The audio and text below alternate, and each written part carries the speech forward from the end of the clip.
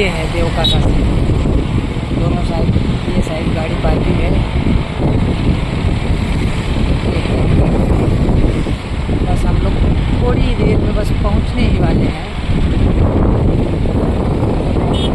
इसको लड़के को बैठाया हूँ, उसको ट्रेन में बैठाना है। इसके लिए नाइट में जाना पड़ रहा है शाम को।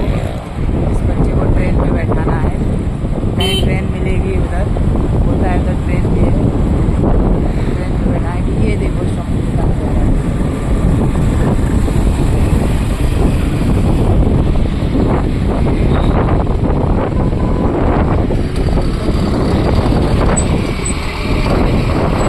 बच्चों के लिए गाड़ी, साइकिल भी है बच्चों को चलाने के लिए, रनिंग साइकिल भी है बच्चों को चलाने के लिए।